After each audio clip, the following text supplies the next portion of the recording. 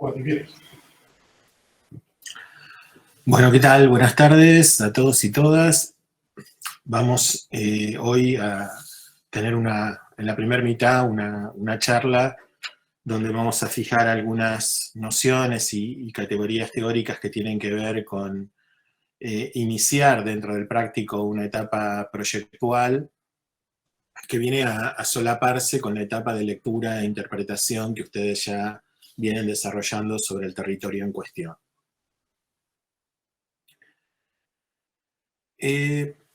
Vamos a arrancar con algunas definiciones genéricas, algunas de las cuales ya hemos desarrollado en Morfología 1, pero que no está de más recuperar aquí en Morfología Urbana. En principio, tratar de definir el proyectar como una macropráctica social destinada a definir o anticipar los espacios y los ámbitos en el que se desarrollan el resto de las prácticas sociales. De ahí que tenga este carácter de macropráctica o práctica contexturante. Siempre arrancamos por acá. El proyectar en realidad es una serie de acciones multireferenciales, pero que podemos sintetizar en una secuencia de 3 acciones principales que tienen que ver con estos 3 verbos. El primero habla de leer, el segundo de prefigurar, o lo que podemos llamar proyecto propiamente dicho, y el tercero es el de gestionar. Si todo proceso de proyecto arranca con una etapa de reconocimiento, de interpretación sobre el programa que voy a desarrollar y sobre el territorio en el cual voy a trabajar. Por eso hablamos de lectura como interpretación. En algún momento los textos más clásicos del planeamiento urbano hablaban de esto como etapa de diagnóstico. Preferimos no utilizar esas palabras porque diagnóstico tiene que ver casi con una cuestión biológica y no habría ahí una interpretación posible de lecturas particulares, sino como una única realidad a ver. En cambio, el proyecto es interpretación, es de esa realidad que estoy viendo seleccionar intencionadamente cuáles son los datos de los cuales me quiero apropiar y que van a ser fundamento de mi proyecto. Una segunda instancia de prefiguración, esto la palabra lo indica, prefigurar, anticipar la imagen, anticipar la figura, que es la esencia de la actividad proyectual. A partir de estos datos que he reconocido, que he interpretado críticamente de programa y sitio, formulo, voy constituyendo una serie de ideas que tienden a transformar esa preexistencia que yo he interpretado, en la que he descubierto una serie de requerimientos, de potencialidades, y que empiezan a conjugarse hasta formar un cuerpo más o menos coherente y devenir en una propuesta. En la propuesta en sí misma no termina el proyecto, sino que el proyecto tiene por objetivo ser concretado, ser llevado adelante, ser construido, ser gestionado, ser gestado. Una cuestión más que resulta interesante de esto es que las 3 instancias son instancias proyectuales. La lectura no es una lectura neutra, como bien decíamos, no es un diagnóstico, sino es una interpretación. La prefiguración, que pareciera ser lo constitutivo del proyecto, es una articulación entre lo que interpreto de un lugar y lo que quiero transformar de ese lugar. Y la gestión, en definitiva, es el concretar, el llevar a cabo. Entonces, como dice el título en la base de la imagen, hay un encadenamiento teleológico. Teleológico quiere decir que una acción es consecuencia de la otra, ¿no? Leo para prefigurar y prefiguro para poder gestionar. En el primer verbo hay una focalización sobre la preexistencia. En el segundo verbo del prefigurar hay una voluntad de generación de propuestas, y en la gestión culmina o tiene por objetivo principal la concreción de un producto, la realización de un producto concreto.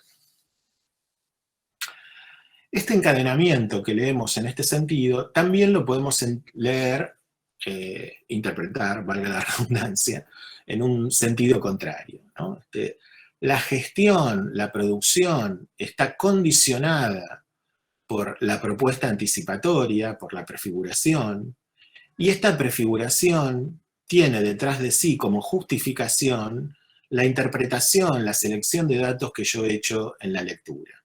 Entonces, hay un ida y vuelta que es muy clásico también de lo proyectual, de arrancar por unos lineamientos, ir probando a ver en su contraste con las solicitaciones si dan cuenta de ellas o no, las que resultan victoriosas en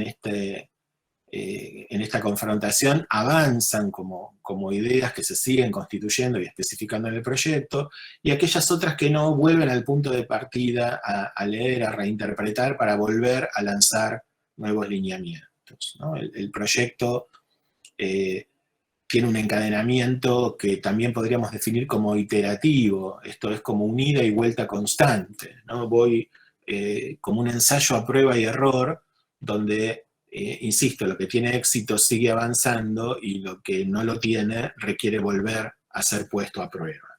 Esto lo habrán experimentado ustedes en cada uno de los proyectos que han hecho, donde seguramente han arrojado algunas consideraciones, las han adelantado y han tenido caminos de ida y vuelta constantes sobre ellas hasta lograr un producto definitivo. Ustedes hasta ahora se han manejado en esta etapa de lectura, de interpretación de la preexistencia, y vamos a pasar ahora a romper esta barrera interpretativa para empezar a anticipar algunos lineamientos, a proponer, en principio entonces a prefigurar.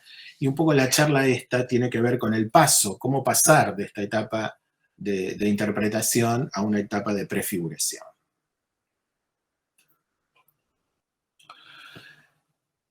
En principio hay un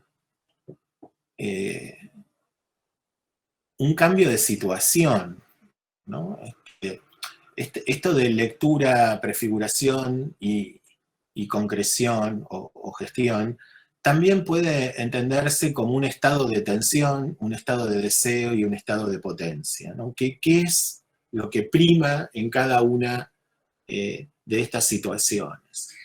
En la lectura vamos a encontrar una problemática siempre compleja, sea cual sea la escala que abordemos, sea la de una arquitectura simple o la de un recorte urbano complejo. Siempre hay múltiples tensiones alrededor de lo que queremos decidir, hay múltiples fuerzas que inciden, que condicionan, que posibilitan. Muchas veces esas fuerzas no son todas apoyadas unas en otras constante y coherentemente, sino que apuntan hacia resoluciones distintas. Y entonces, pasar de la lectura a la propuesta tiene que ver con dominar esas tensiones, con saber conjugarlas. Vamos a hablar de esto un poquito más adelante.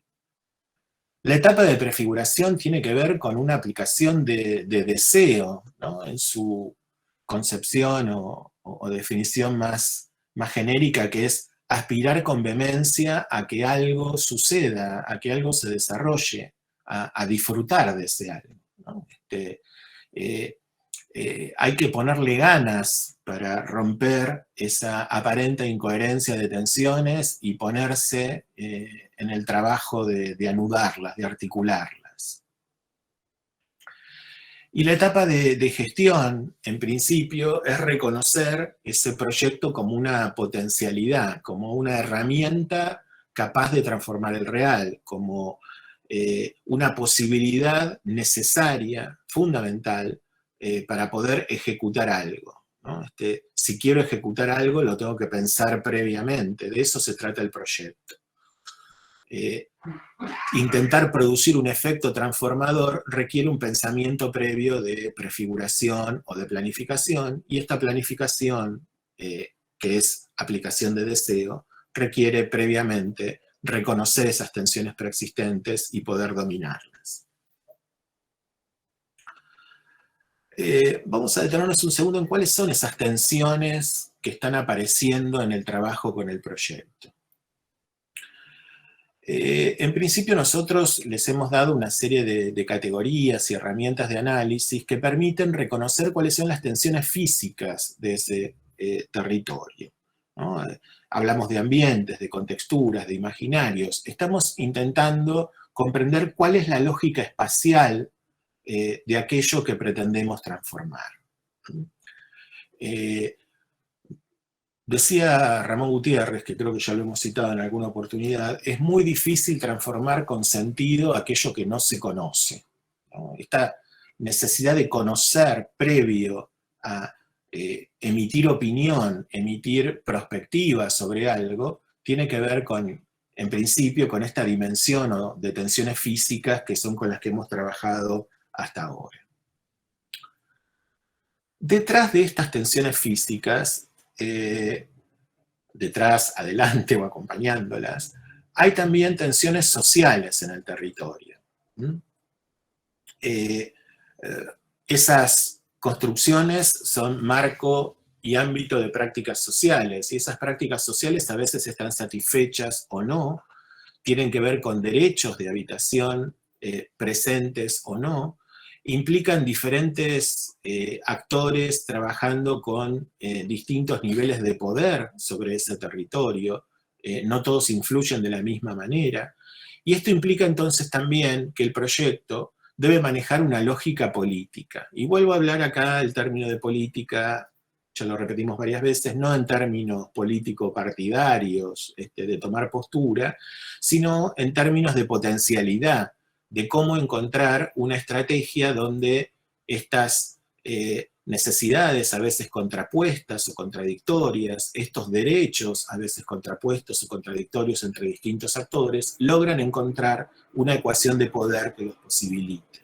¿Quién va a llevar adelante ese proyecto? ¿Quién va a pagar ese proyecto? ¿Qué recursos van a ser implicados en ese proyecto? Bueno, eso también es proyecto, no solo definir espacialmente una forma.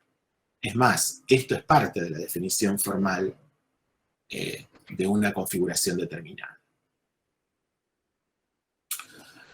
Esto implica también tensiones productivas. Esos distintos actores que participan de la lectura, de la prefiguración, de la concreción, los destinatarios, los ejecutores, de qué dispositivos tecnológicos se valen, cuáles las diferentes fuerzas de trabajo, cuáles son los recursos que van a ser puestos en juego en este intento de transformación del territorio. Entonces también a la lógica espacial y a la lógica política le podemos agregar una lógica económica, ¿no? ¿Cuáles son las fuentes de financiamiento de esto? Insisto, ¿qué recursos van a ser destinados a esto? ¿De dónde van a salir? ¿Quién los va a poner? ¿Quién va a ser el beneficiario? Etcétera, etcétera, etcétera.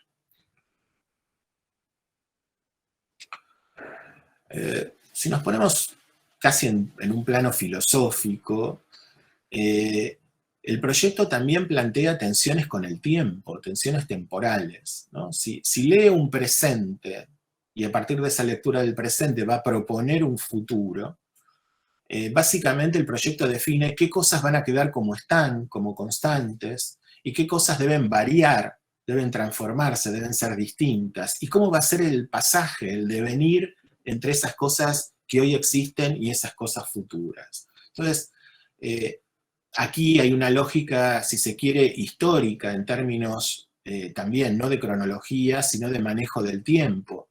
¿Qué hacer primero? ¿Qué hacer después? ¿Cómo van a ser los distintos momentos de esa transformación que no se produce en un único acto, sino que se produce a partir de una sucesión de actos encadenados? Y para agregar una más, podríamos seguir agregando, hay tensiones del proyecto que vienen de la propia lógica del proyecto, ¿no? Esto lo hemos trabajado en cursos anteriores y lo vamos a seguir trabajando en este. Hay distintas espacialidades de las cuales da cuenta el proyecto, hay distintas herramientas en la elaboración del proyecto. Puedo entender el proyecto como un objeto, como una imagen, como una organización y como muchas cosas más. Y esas son tensiones propias de la lógica formal o de la lógica espacial que el proyecto se da en tanto procedimiento canónico, en tanto forma o práctica que tiene unas ciertas reglas de juego.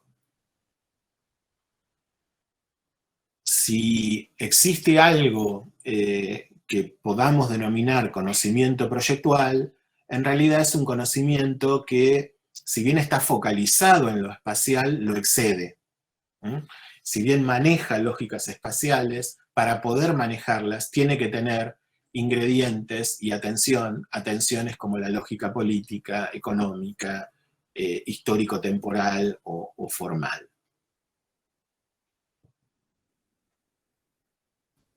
Estos son dos dibujitos que también hemos mostrado en alguna oportunidad y tienen que ver con, si bien fueron pensados para otro objetivo, son dos dibujos del diseñador gráfico y dibujante Folón, que los elaboró para una campaña de derechos educativos, pero aquí nosotros los reinterpretamos porque nos parecen muy gráficos respecto del primer momento del proyecto, del momento de lectura donde están ustedes, que es el momento que aparece dibujado o ilustrado a la izquierda de la pantalla, esa cabeza de la cual surgen un montón de ideas, pero todas esas bases de ideas o protoideas apuntan a lugares distintos, ¿no? Rara vez confluyen entre sí. Y la imagen de la derecha, que sería el momento en que, como diría Norberto Chávez, el proyecto empieza a cuajar, ¿no? A tomar espesor, donde esas tensiones, de las cuales enumeramos unas pocas recién, que parecen en primer momento divergentes, contradictorias, que no logran encontrar un escenario de articulación, de repente empiezan a conjugarse y cobrar sentido de unidad. Y entonces terminan de construir una idea. El proyecto no es la resolución de una idea dada en un a priori, también vamos a volver sobre esto más adelante, sino que el proyecto es la construcción de una idea a partir de ir articulando distintas tensiones preexistentes. La idea aparece al final del proyecto y no está en el inicio del proyecto.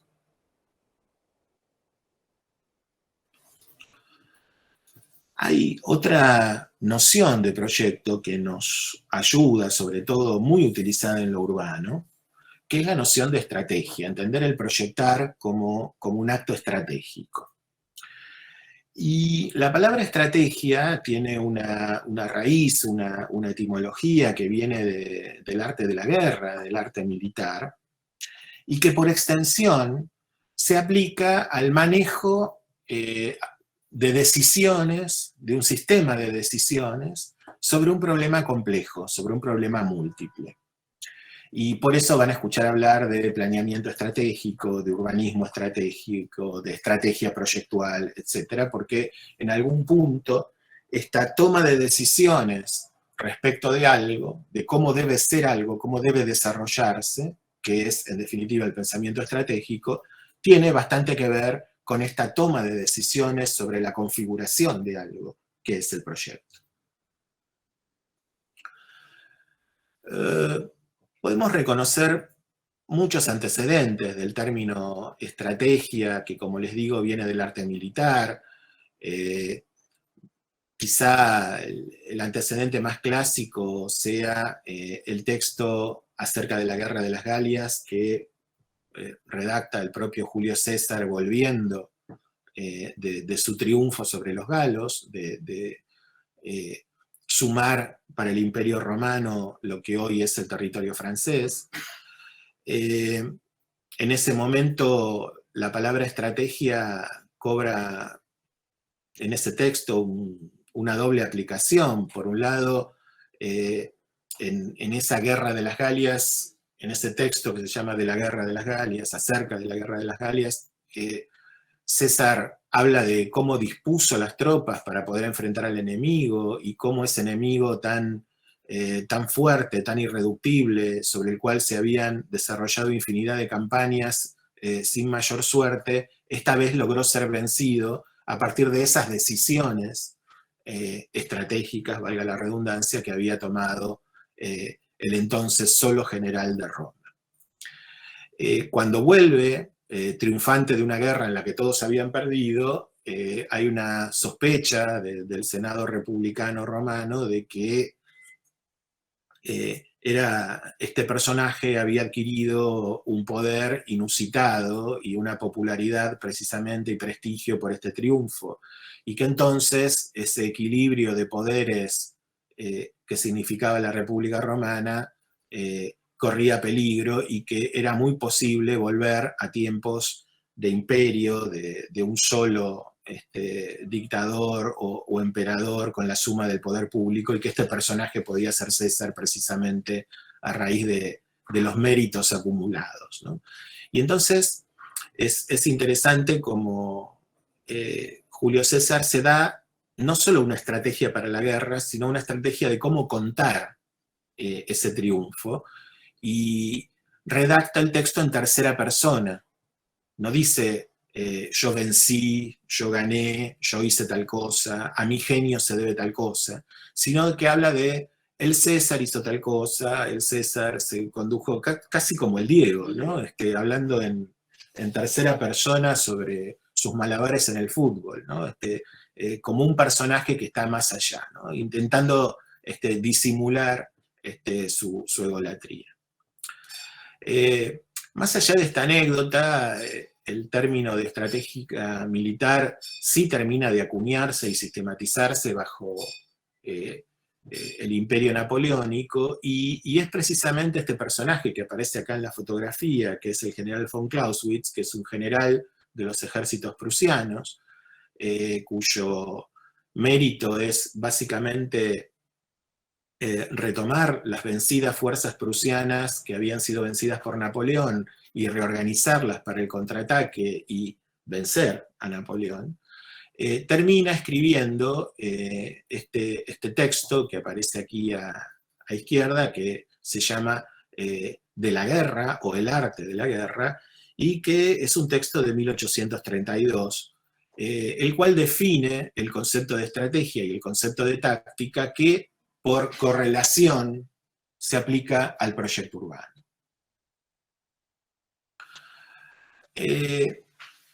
Aquí están las dos definiciones, la de estrategia y la de táctica, que no son sinónimos, son dos cosas distintas, y sobre las cuales nos vamos a detener también un momentito, ¿no? La acepción de diccionario de estrategia es el arte de dirigir las operaciones militares, por extensión, el arte o la organización necesaria para dirigir cualquier tipo de asunto, y en esto incluimos al proyecto. Y hay una acepción matemática, de estrategia matemática, que también nos es muy interesante, que dice, en un proceso regulable, el proyecto no lo es del todo, pero en parte sí, es el conjunto de las reglas que aseguran una decisión óptima en cada momento, ¿no? En un proceso que tiene etapas, la decisión o el estudio de una estrategia, el desarrollo de una estrategia, es el saber en qué momento tomar la decisión correspondiente para conseguir el fin determinado. Y en el proyecto urbano esto es esencial porque en todo proyecto, pero en el proyecto urbano esto se hace más evidente, son proyectos que para gestionarse, para llevarse a cabo, necesitan un desarrollo temporal por su complejidad, y que entonces no da lo mismo empezar por cualquier lugar. Las distintas acciones que voy haciendo para conseguir ese objetivo de transformación deben encadenarse de una manera tal que una vaya posibilitando la otra. Estas acciones particulares que dependen de esa estrategia general son precisamente las tácticas. Por eso decimos que no son sinónimos. La táctica es el arte de disponer las fuerzas para el combate, es el combate específico. Decía von Clausewitz, la estrategia es la guerra, la táctica son las batallas que debo dar para tener éxito en esa guerra, ¿no? Entonces, estas dos ilustraciones que aparecen en la pantalla, que son casi ilustraciones de manual escolar, ¿no? O de texto escolar clásico, pone en términos estratégicos precisamente el pensamiento de San Martín al decidir cruzar los Andes. Si la estrategia para vencer a los españoles era atacar el Alto Perú, que era el lugar, y de ahí llegar a Lima, que era el lugar del centro del poder español en la América del Sur, y que por lo tanto había que vencerlo, se habían enviado una serie de expediciones, Belgrano, básicamente, y que habían fracasado en ese intento, ¿no? Casi como desde el sur ir hacia el norte a presentarles batalla donde ellos esperaban y donde esperaban recibir, obviamente, el ataque. El genio militar de San Martín está en la estrategia de decir, mandar a Güemes a sostener la ficción de ese enfrentamiento cara a cara desde el sur hacia el norte, con las pequeñas escaramuzas, con la guerra de guerrillas, mientras él cruza con su ejército por los Andes, libera Chile, se embarca en Chile y sorprende a los españoles por el mar al llegar al puerto del Callao y liberar también el Perú y encontrarse con Bolívar, ¿no? La estrategia es dar a veces un camino impensado y no el camino directo y evidente. Y esto no es una ocurrencia de San Martín, es lo mismo que hace, o que hizo previamente Julio César al cruzar los Pirineos para precisamente desarrollar esa guerra de las Galias. Entonces, el pensamiento estratégico es un pensamiento totalizador que toma el problema por un lugar muchas veces inesperado para resolverlo. La táctica, en cambio, es, por ejemplo, esa imagen de la batalla de Maipú, cuando San Martín logra cruzar los Andes y tiene su gran primera victoria y se encuentran los ejércitos de las Provincias Unidas del Sur y de Chile, y está ese abrazo famoso entre San Martín y O'Higgins como primer acción pertinente, desencadenante de otras acciones que permitirán la consecución de la estrategia, ¿no? Entonces, la estrategia atiende al todo, la táctica atiende la parte componente del todo.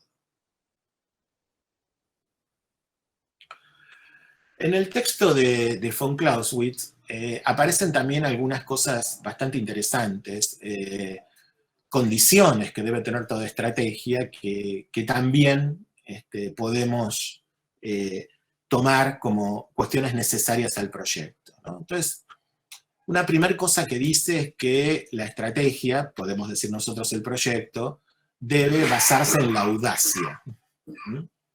Y define audacia. Dice, no consiste en la osadía contraria a la naturaleza de las cosas, en la burda infracción de las leyes de la probabilidad. Esto es, audaz no es ir al suicidio, no es ir de frente sabiendo que voy a perder. Eso no es audacia, eso es básicamente estupidez, es un error. Y define audacia entonces como el fuerte apoyo en el cálculo superior que el genio ha hecho, el del estratega, el del proyectista, con el ritmo de su juicio a la velocidad del rayo, y solo a medias consciente al adoptar su decisión, ¿no? Ese primer momento de decidir, vamos por acá va la cosa, por acá se resuelve estas tensiones divergentes, con un juicio veloz, primario, como querramos llamarlo, a medias consciente, sin dominar todas las situaciones, porque es difícil dominar todo desde el inicio, sino el adoptar una decisión que desencadene el proceso que quiero desencadenar. Eso es ser audaz. No permanecer en la lectura y el diagnóstico todo el tiempo, sino ser capaz de trascenderlo. Habla también de la perseverancia, ¿no? Dice, bueno, En la guerra se está entregado a múltiples impresiones, de la que la mayoría tiene una tendencia preocupante. Las menos una que inspire aliento, ¿no? A veces el entorno es puro desaliento. Todas las noticias que nos vienen son desalentadoras. Sin embargo, continúa. La larga experiencia enseña a apreciar con rapidez el valor de estas distintas manifestaciones, de ponerlas en su justo término. Y el alto valor y la fortaleza de interior que le debe resistir como la roca al golpe de las olas. Una vez que he tomado una decisión, salvo que me sea imposible llevarla adelante, debo perseverar en ella, no debo cambiar de caballo a mitad del río, ¿no? Esto es muy peligroso. Si he decidido una estrategia, esa estrategia en general se mantiene hasta el final, hay que perseverar en ella. Hay que ser astuto, habla de la astucia. Es peligroso emplear fuerzas durante largo tiempo con fin de mera apariencia, existiendo el peligro de hacerlo en vano y prescindiendo de lo decisivo. A las piezas del ajedrez estratégico les falta la movilidad, que es elemento de la astucia, y la sagacidad. Bueno, hay que ser audaz, hay que ser perseverante, pero también hay que ser astuto para tomar las decisiones o cambiar las decisiones en el momento justo cuando es necesario hacerlo. Y habla de otros valores como el de la concentración, ¿no? El de unir las fuerzas, el de que todas las fuerzas sean coherentes y estén concentradas en función de ese objetivo. Ilustran estos atributos de audacia, perseverancia, astucia, concentración, la famosa Orden de San Martín del 27 de julio de 1819, cuando el gobierno de Buenos Aires, en manos de los rivadavianos, le restaba apoyo económico para seguir en la guerra de Chile y de Perú, y termina diciendo este exhorto famoso de la estrategia se mantiene aunque tengamos que cambiar de táctica, ¿no? Y dice, la guerra se la tendremos que hacer igual del modo que podamos. Si no tenemos dinero, y etcétera, etcétera, todo este texto tan heroico que se plantea en ese entonces, ¿no? Aunque sea con la menor cantidad de recursos posibles y aunque sea desnudo, seamos libres y lo demás no importa nada. Esta cuestión de la estrategia puesta por delante de la circunstancia concreta, y que esa circunstancia concreta, la táctica, tendrá que acomodarse porque la decisión ya está tomada. Ya hemos sido audaces y nos hemos jugado en ese sentido. Otro general de nuestra historia, también, que como buen militar estudió a Clausewitz y sacó unas cuantas enseñanzas de él, habla, por ejemplo, en la introducción al segundo plan quinquenal, que es la primera planificación territorial de la etapa moderna, y dice 71, pero la frase en realidad es del 51, hay un error mío de tipografía, digamos. Habla de esta necesidad de tener una estrategia territorial y cuáles son los elementos para lograrla, ¿no? Y dice, en primer término hay que distribuir las tareas. El estadígrafo, es una palabra bastante antigua, ella no se utiliza, pero es el que hace las estadísticas, el que ha hecho la lectura previa del territorio, expone la situación. El estadista, que siempre es un estratega, da los objetivos, y el técnico, el proyectista, indica el camino para alcanzarlos. El rol del proyecto es indicar el camino para alcanzar esos objetivos estratégicos.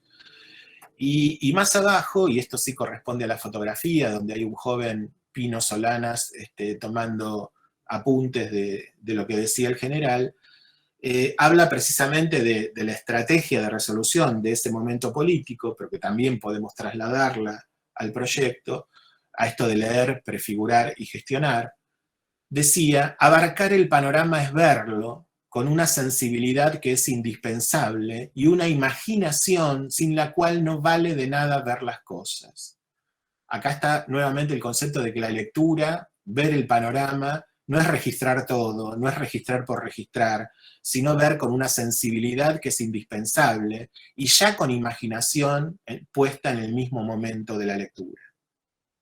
Entonces, concluye, con sensibilidad e imaginación ver es base para apreciar apreciar base para resolver y resolver base para actuar, ¿no? Cómo es el encadenamiento de decisiones proyectuales. Yendo ahora sí a lo específico, a esta traslación del lenguaje de lo estratégico al lenguaje de lo proyectual, este es un cuadrito que hicimos ya hace bastante tiempo, en el 2010, para la versión que en ese momento tenía el proyecto de urbanización del barrio 31, del barrio Carlos Mujica. Hoy precisamente se cumplen 48 años del asesinato de Mujica, vaya esa nota al pie. Desarrollamos entonces este cuadro de doble entrada, donde en las columnas aparecen los 5 elementos o las 5 contexturas que el espacio urbano debe contener: flujo, referencia, habitación e intercambio y deslinde, que aquí están sintetizados en uno solo, pero que ustedes han analizado como 2 cuestiones. Y en las filas aparecen 3 escalas de atención que todo proyecto o estrategia urbana debe atender. Estas escalas se definen como una escala macro, que tiene que ver con el rol del sector que estoy trabajando dentro de la estructura total, en este caso del área metropolitana, ¿no? ¿Qué rol juega? ¿Cómo se conecta? ¿Cómo está estructurado este rol de este sector específico en el resto de su entorno mayor que lo contiene? En el otro extremo, una escala micro, que es la escala de las tácticas o de los proyectos específicos que se van sumando para dar respuesta a cada una de estas contexturas, para transformar el estado actual de estas contexturas en un estado superador.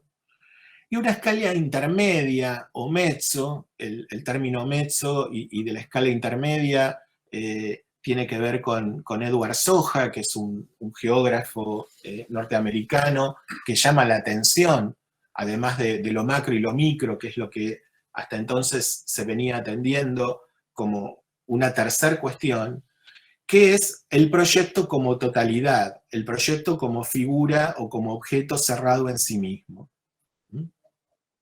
Entonces, si nosotros atendemos en el orden de las columnas a las solicitaciones del espacio urbano, flujo, referencia, habitación, intercambio y deslinde, sobre las cuales ustedes han leído, han interpretado cuestiones y sobre las cuales seguramente empiezan a aparecer ideas de mejoramiento, de transformación positiva, esas cuestiones se desarrollan también para mejorar la articulación de mi recorte con la totalidad de la estructura urbana. Cuando hablamos de inclusión urbana, de articulación urbana, hablamos en esos términos. Mi proyecto va a tener también una idea de totalidad, va a valer no solo por sus conexiones con el entorno macro, sino también como sí mismo, como unidad de sentido, articulando lo micro, articulando las distintas tácticas que componen esa estrategia, los distintos proyectos, las distintas batallas que debo librar para ganar la guerra. Y entonces, en estas conjunciones de las escalas con cada uno de los campos que sobre los cuales debo intervenir, aparecen en este caso específico, aplicado a un proyecto específico, las acciones particulares que debo hacer. Por ejemplo, en la escala macro de este proyecto era importante en la cuestión de flujo ver cómo se resolvía la continuidad de la autopista entre el centro y la periferia norte, lo que hoy se conoce como Paseo del Bajo, y también lograr la accesibilidad del ferrocarril al puerto, que estaba trabada por la presencia del barrio. Entonces, esas son 2 acciones de flujo a escala macro que no tienen que ver con el proyecto directamente, pero sí tienen que ver con la articulación de ese proyecto, con la posibilidad de ese proyecto en la totalidad, que son definidas así. Y así podríamos hablar de cada uno de estos puntos. No interesa acá ver el detalle del proyecto, es más, esta es una versión del 2010 del proyecto, que luego fue en 2020 transformado y lo que se está ejecutando ni siquiera es lo que proyectamos en el 2020, sino otra cosa que se decidió ejecutar, pero que tiene muchos de estos puntos en común, por esta cuestión de que el proyecto se realiza en el tiempo y a veces también se deforma en el tiempo. Lo importante es que ustedes vean gráficamente cómo a la izquierda está la totalidad del proyecto expresado en planta, y luego están los layers que lo componen, ¿no? Uno puede entender esto de flujo, referencia, habitación, intercambio y deslinte, estas 5 contexturas, como 5 layers, como 5 capas de ese proyecto totalizador que está representado como una planta de techos a la izquierda, ¿no? En la segunda imagen están aislados los flujos, en la tercera imagen están aislados los espacios de referencia, los espacios públicos, los espacios verdes, las instituciones. En la cuarta imagen están aislados los tejidos, nuevos, viejos, mejorados, los espacios de habitación. Y en la última imagen, de la derecha, están superpuestos los elementos de intercambio, los elementos de cambio de dirección de flujo y los elementos de deslinde o de borde que precisan la definición de ese recorte urbano y lo objetivan en la totalidad de la estructura urbana que lo rodea. Entonces, casi les diríamos que un buen ejercicio para arrancar estos temas, en realidad aparece al final, pero sí saber los casilleros que debo llenar. Todo proyecto urbano, toda estrategia urbana debe cumplir con las 5 condiciones de lo urbano y debe cumplir con estas 3 escalas de atención. Y en las intersecciones, en las celdas de esas columnas y esas filas, debo definir cuáles son las tácticas particulares, específicas, que dan respuesta a esa doble condicionalidad de escala y contextura, y todas ellas configuran la estrategia.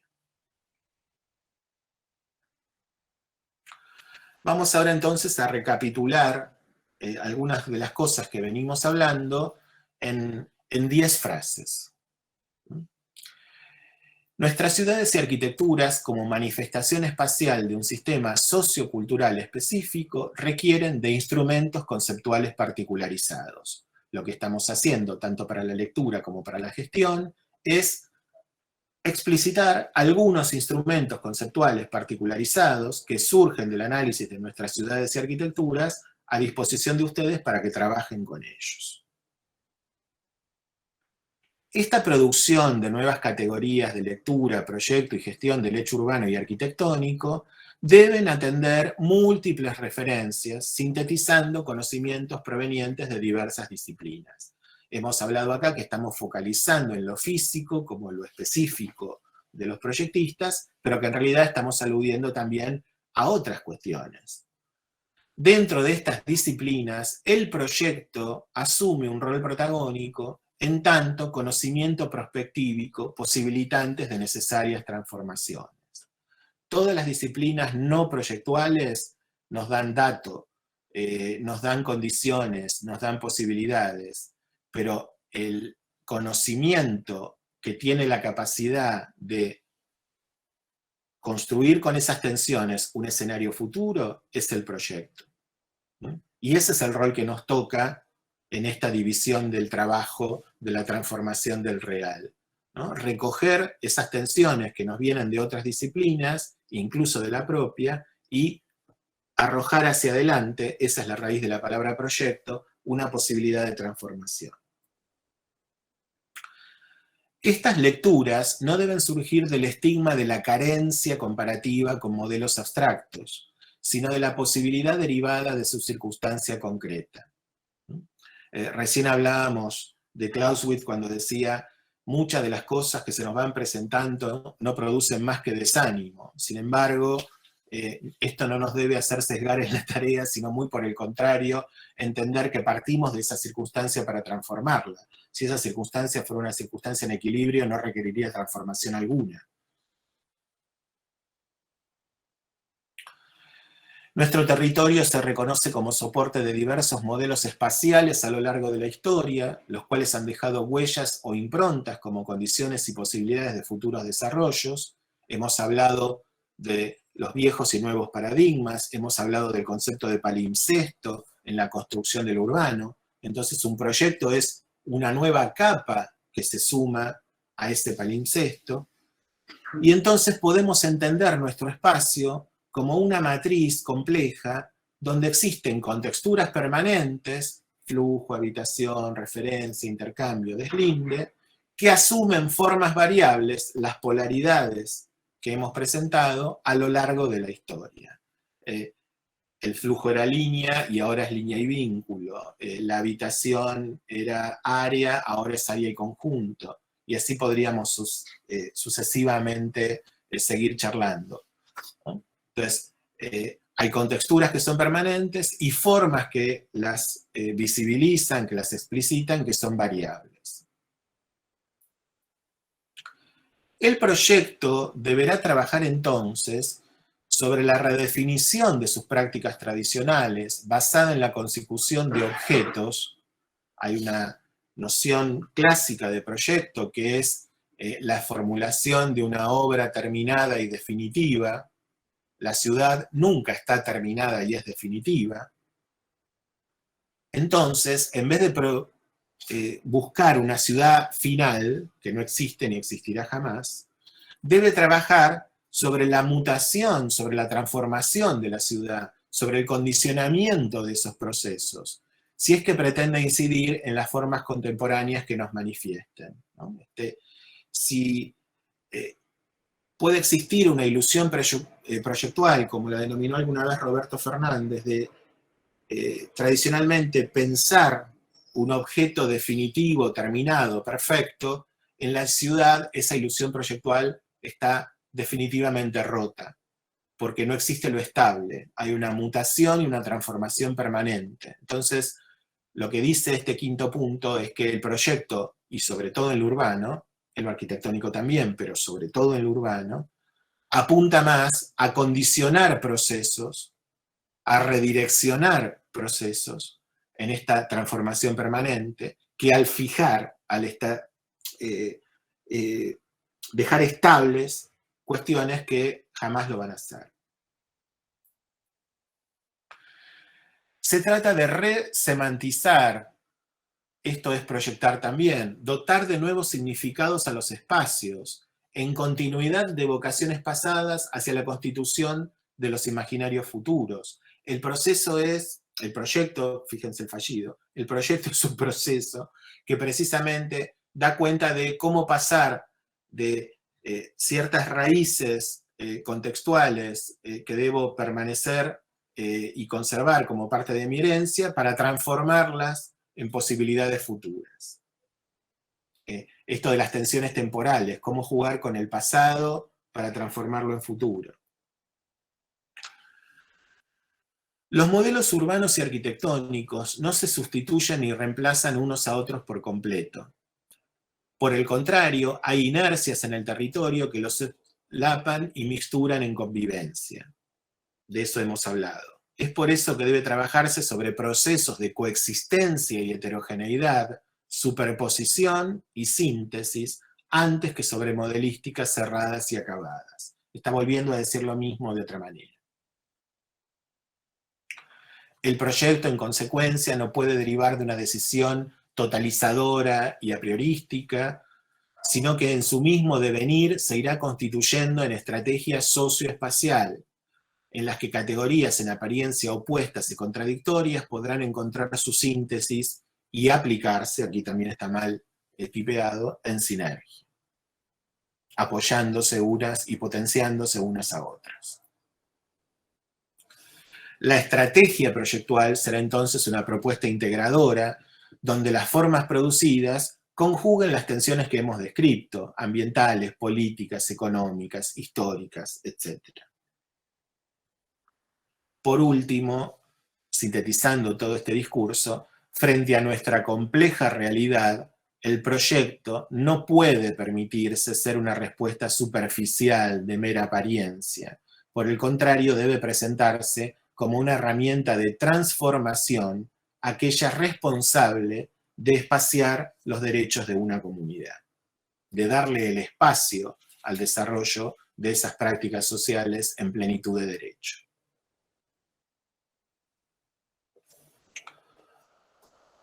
Vamos ahora a desarrollar una tercera concepción de proyecto que nos va a servir para encarar directamente el territorio de trabajo como una estrategia de pasar de esta lectura a la prefiguración de la que hablábamos al principio.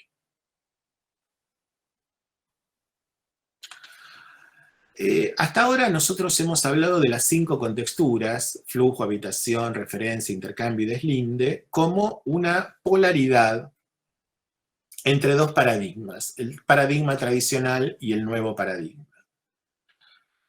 Hemos hablado entonces que el proyecto incide sobre procesos, que estas situaciones no son estáticas, que están en transformación y permanente hibridación entre una y otra, y que por lo tanto el proyecto debe atender a incidir sobre esos procesos mediante formas superadoras de esta estaticidad. Lo que vamos a hacer entonces es proponer unos nuevos 5 elementos que ya no son de reconocimiento del real, sino que tienden a ser propuestas de articulación proyectual, estrategias de cómo entender esa contextura y cómo superarla. En este caso, vamos a hablar de las componentes de flujo, de las cuales habíamos reconocido líneas que tenían que ver con un espacio definido, que aunque parezca contradictorio, definía un espacio más estático, de velocidades controladas, de límites claros entre lo público y lo privado, de diferenciación entre peatón y automóvil o transporte público, y el nuevo paradigma en el cual ya no importaba el punto a punto en el transcurso de su desarrollo, sino que importaban básicamente 2 de esos puntos, el origen y el destino, y acelerar las velocidades entre ese origen y ese destino, ¿no? Entonces, ¿cómo pensar un espacio de flujo que recoja lo mejor de estas 2 tradiciones? ¿Cómo pensar un espacio de bajas y altas velocidades, estático y dinámico a la vez? Proponemos entonces como abstracción, como idea compleja, superadora de las linealidades polares, esta idea de cinta. La cinta es una línea que tiene origen y tiene destino, pero también tiene un espesor. Cuando hablo de cinta hablo no solo de una linealidad predominante, sino también del espesor que materializa esa linealidad, ¿no? Entonces, aparece en este concepto la conjunción de linealidad, de fluidez, pero al mismo tiempo de espesor. ¿Cómo puedo tener velocidad y al mismo tiempo urbanidad? ¿Podemos pensar unos espacios que conjuguen estas cosas? No casualmente, las grandes mentes proyectuales de nuestra contemporaneidad han pensado complejamente estas situaciones, ¿no? Esta es una obra de Rem Koolhaas, ya tiene sus 2 décadas de inaugurada. Es el túnel de equipamientos en el centro de La Haya, donde preexistían 2 estaciones de subte muy próximas entre sí, y se decide hacer una intervención entre ellas 2, básicamente en un segmento de vínculo con origen y destino, agregándole una línea, entre comillas, subterránea. Entonces, el recorrido del subte entre esas 2 estaciones está acompañado por otros flujos peatonales, programas comerciales que exceden el mero transporte, que se aprovechan de la presencia de ese transporte como un plus de atracción de público, algunas oficinas públicas para algunos trámites que aparecen ahí, y entonces ese recorrido lo puedo hacer al mismo tiempo, punto a punto, tomando el espesor en cada uno de sus puntos constitutivos, pararme, tener un punto de estar. Es una línea y es un vínculo a la vez, ¿no? Hay una hibridez entre ambos paradigmas, ¿no? Y lo podríamos dar como un ejemplo de este tercer pensamiento o pensamiento articulador, que es el de la cinta. Vamos ahora a los espacios de habitación, ¿no? Las áreas tradicionales que tenían que ver con lo plural, en la repetición de tipos más o menos estables y generando una configuración homogénea. Y por otro lado, los nuevos conjuntos que tienen que ver con la distinción singular, que siguen manteniéndose como parte de una unidad, quizás por un límite concreto o virtual que lo circunscribe, pero que en realidad surgen no de la repetición, sino precisamente de la diferenciación. Y estas dos cuestiones, reconocer el lugar de habitación como el lugar específico en el mundo de cada uno de nosotros como individuo, pero al mismo tiempo el lugar de habitación como el lugar de coexistencia como sociedad, generan una tensión en la decisión de los espacios de habitación que siempre está presente entre lo plural y lo singular. La metáfora proyectual aquí recomendada es la de teselado. El teselado, sobre el cual hablamos al final de Morfología 1, en el cierre del práctico, los que hayan cursado con nosotros, tiene que ver precisamente con mantener esta singularidad de cada pieza, pero al mismo tiempo la unidad de sentido del conjunto. El teselado es el mosaico, el rompecabezas. Cada pieza del rompecabezas es única, va en un solo lugar, está pensada para encajar solo en un punto de ese universo, pero a la vez contribuye, fundida con las demás, a la generación de un universo complejo que también puede ser leído como totalidad. Entonces, puedo pensar espacios de tejido, de habitación, de lo doméstico, ordenados a partir de la diferenciación, que puedan mantener singularidad, pero al mismo tiempo conjugarse en un orden complejo. El orden de los espacios de habitación puede ser algo superador de la repetición absoluta de la misma pieza al infinito. Puede pensarse como una articulación de distintos. Bueno, esa es un poco la propuesta proyectual de encontrar un espacio urbano de habitación contemporáneo, que sea plural y singular a la vez. Un ejemplo de muchos, ¿no? El barrio manifiesto de Mulhouse, de la Catón Basal. Hacia afuera hay una configuración unitaria que tiene que ver con la propia estética del estudio, que trabaja en varias de sus obras con esta cuestión de los galpones prefabricados como manera de abaratamiento de sus obras. Y por dentro, esto que desde afuera es una unidad, es una sumatoria de singularidades logradas a partir de reparticiones distintas del espacio, de apropiaciones distintas del espacio, de distintas configuraciones de corte al interior de esta masa aparentemente homogénea, ¿no? Esto es homogéneo y heterogéneo a la vez, es singular y distintivo a la vez, ¿no? Lo singular se ve en las fotos de arriba, lo que da unidad, y lo distintivo se ve en las fotos de abajo, en las distintas apropiaciones y configuraciones del espacio que la obra permite.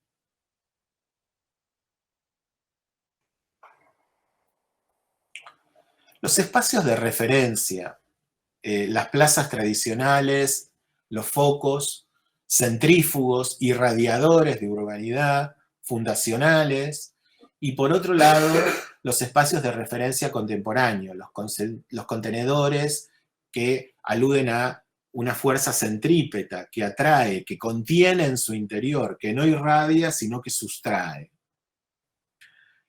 Y lo público atravesable en competencia con lo privado restringido, que también puede ser referencia.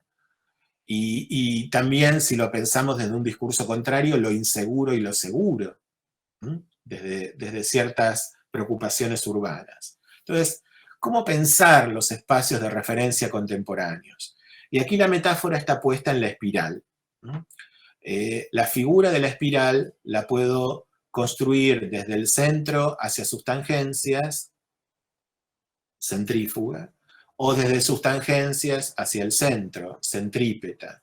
¿Puedo pensar en espacios de referentes que sean al mismo tiempo abiertos y cerrados, centrífugos y centrípetos, públicos y privados, en momentos públicos, en momentos privados? Bueno, aquí está un poco el desafío, ¿no? Fíjense que cada una de las palabras que ponemos para proponer estas articulaciones en tercería, en negociación entre opuestos, son imágenes metafóricas, y que esto quede bien claro.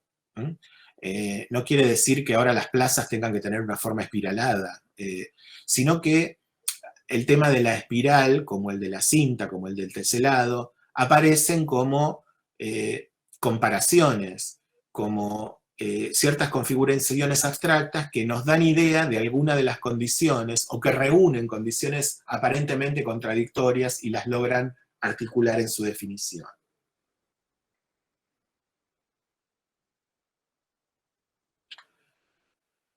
En el 2002, cuando un grupo de estudios latinoamericanos fuimos llamados a plantear algunas ideas sobre la ciudad de Santo Domingo, en República Dominicana, nuestro amigo Sebastián Irarrázaval, que fue representando a Chile a esa convocatoria, le tocó como tema a resolver lo que se conoce como Plaza del Enriquillo en Santo Domingo, que sigue siendo hoy todavía, porque el proyecto no se construyó, una plaza de un barrio periférico bastante descuidada, donde se superponían una serie de actividades que tenían que ver con el comercio informal, con el desarrollo de ciertos oficios, no del todo formalizados en el espacio público, con la ventaja y la posibilidad de ser un punto de atracción, que es que en uno de sus bordes se desarrollaba también de manera informal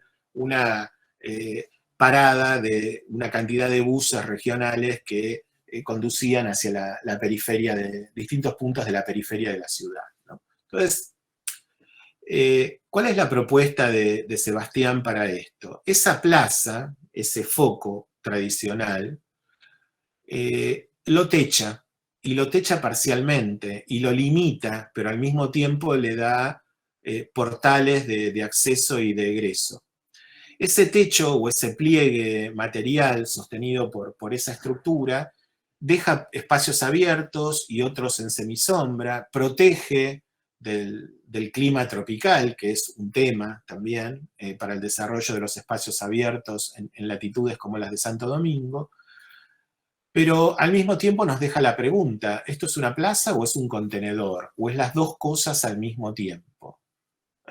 La puedo entender como un punto de atracción, pero al mismo tiempo como un punto de irradiación.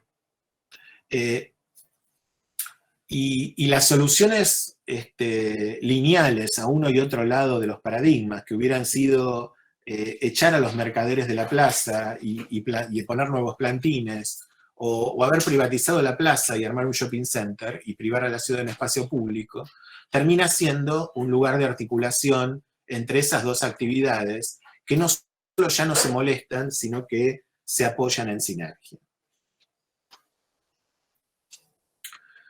Los puntos de intercambio.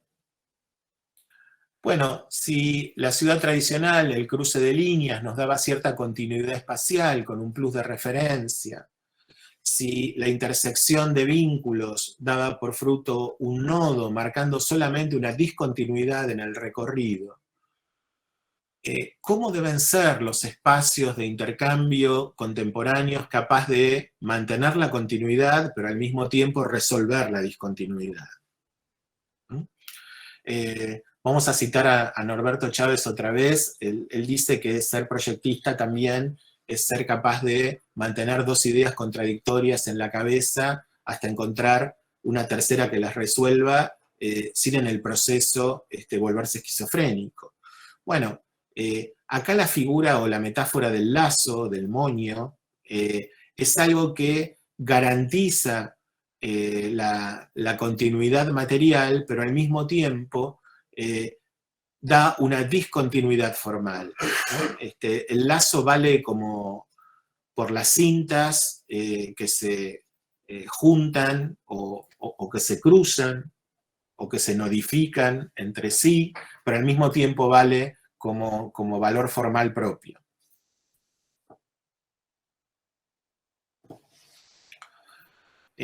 Un proyecto, nuevamente Koolhaas en su propuesta para el concurso de LESAL. LESAL es el nodo de intercambio más importante de todas las ciudades europeas. Es un nudo de transporte donde convergen en superficie, aparentemente en forma inocente, una serie de calles que arman un espacio público detrás del Pompidou en París, pero que en sus subsuelos concentra, no recuerdo ahora, pero una cantidad importante de líneas de subterráneo, 4 líneas de trenes regionales, obviamente el acceso de buses, taxis y peatones a ese mismo lugar, un centro comercial. Y bueno, la propuesta de Koolhaas para resolver este cruce nodo es precisamente alterar el orden previsto de esto, ¿no? Bueno, los comercios arriba y una escalera que te conduce a un túnel, y por ese túnel, como en las combinaciones de subterráneo de nuestra ciudad, entre espacios oscuros me voy conduciendo de un vínculo a otro. Si ustedes ven los esquemas de estos cortes que están acá abajo, en el centro abajo de la imagen, aparece en la parte de abajo la situación existente, donde están los distintos programas comerciales y de flujo apilados, cada uno con un color distinto, y arriba está el proyecto, que es alterar, casi como si fueran un pentagrama, las notas de esta composición musical, ¿no? Entonces, en el detalle superior aparecen una serie de torretas que en corte van definiendo patios internos, y estos patios hacen que la luz llegue hasta el más profundo de los túneles, o sea, hay un compartir ciertas condiciones visuales y ambientales del espacio en todo el programa, cosa que no sucedía antes. Y a su vez estas torretas suman un programa que en su ejecución y en su comercialización permite el desarrollo de todo el proyecto. Y la plaza es un piso donde por momentos se es opaco y por momentos se es transparente, o aparecen incluso algunos agujeros o patios hacia el interior y hacia las profundidades del nodo, para que estar abajo no sea una condena, sino sea también, aunque sea en parte, estar como arriba. Aquí hay una estrategia de complejidad. ¿Qué es esto? ¿Resolver el espacio público, resolver el transporte? Es resolver el espacio público, el transporte y sumarle un tercer programa. Por último, en este ejercicio de salir por arriba de la contradicción, los espacios de deslinde, la contextura del deslinde, que tradicionalmente planteaba una línea de borde entre dos áreas heterogéneas, pero que conservaba la homogeneidad o tendía a articular estos dos sectores, o el límite más crudo entre la ciudad formal y la mal llamada ciudad informal, entre dos tipos o dos modos de producción-apropiación del espacio bien distintos, planteado como límite, como disyunción entre dos heterogeneidades. Bueno, aquí acude como metáfora el concepto de pliegue, que vamos a desarrollar un poquito más enseguida, y que tiene que ver con algunas formulaciones que hiciera el filósofo Deleuze, y que, insisto, enseguida vamos a comentar, pero tiene que ver con la posibilidad de homogeneidad y heterogeneidad a la vez, ¿no? Un pliegue es homogéneo en su materialidad y heterogéneo en su configuración. En los pliegues y repliegues de la forma se mantiene la unidad de la forma, al mismo tiempo que se deslindan situaciones particulares. Entonces, nuevamente, las dos ideas contradictorias pueden ser pensadas metafóricamente, con consecuencias proyectuales, en una cuestión que una y separe a la vez. Un ejemplo que casi de metáfora no tiene nada, sino que es casi una transcripción literal. Esta es la Rambla del balneario de Benidorm de Carlos Ferrater. Entre el tejido duro construido que aparece como límite sobre la playa y la playa, aparece estas articulaciones, este pliegue formal, esta onda construida, que es la Rambla, que es tejido y paisaje al mismo tiempo, que imita un poco literalmente las olas del mar que llega a la playa, pero a su vez asume en el corte, que se ve en las imágenes superiores, continuidad de paisaje urbano en el plano superior y continuidad de paisaje de uso de la playa en el plano inferior, y en este pliegue, en los acomodamientos de esta materia plegada, aparecen los accesos de egreso y egreso, algunos comercios y equipamientos como vestuarios y sanitarios que dan de servicio a esta playa. Y bueno, insisto, esto es paisaje y edificio a la vez. Por más que la metáfora sea muy directa entre la forma que va transformándose de una línea continua a una línea ondulada entre el tejido construido y el mar.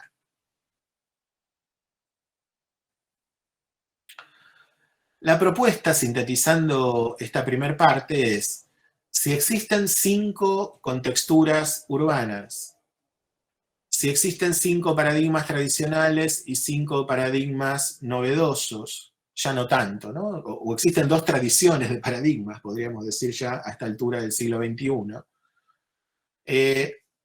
proponemos unas síntesis proyectuales, un modelo intra, un modelo entre, un modelo superador de estos extremos, que no es ni metropolitano ni metapolitano, sería intrapolitano.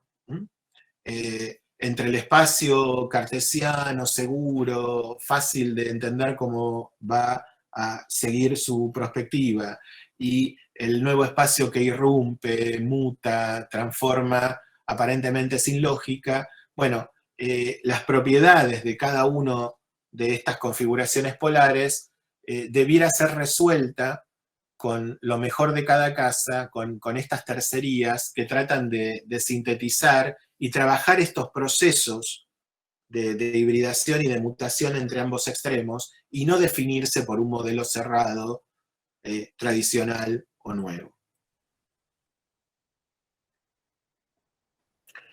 Vamos a hacer un pequeño paréntesis en la charla para charlar un poquito sobre este tema del pliegue, que como metáfora casi alude a todas las otras, ¿no? Es una metáfora que resume la totalidad de las metáforas que estamos proponiendo. Porque el pliegue es precisamente la posibilidad de unificar lo distintivo, lo que hasta entonces se presentaba como polar. Muy cerca de la facultad, si fuéramos en un viaje imaginario entre la facultad y el territorio de análisis por la General Paz, aparecen a la altura de Tecnópolis 3 barrios populares construidos en los 2 de abajo en el mismo momento histórico, en el año 49, y el superior en los años 60 y 70, en sus 2 porciones, la línea y el patio en U, que aparecen arriba de la pantalla, que representan distintas situaciones de encuentro entre 2 situaciones, ¿no? Las áreas que están a ambos lados de este vínculo. Los 2 de abajo, en mayor medida, y el de arriba en menor medida, son 3 lecciones clásicas de urbanismo, de proyecto urbano, en tratamiento de un borde entre 2 situaciones distintas. En este caso diríamos de un pliegue, si fuéramos hacia la metáfora. El barrio textil, ex barrio Grafa, que está en General Paz y Constituyentes, que seguramente ha pasado por ahí, es una serie de bloques de planta baja más 3 pisos, que están linderos a este supermercado que en su origen era la fábrica Grafa textil y estas eran las viviendas de los obreros.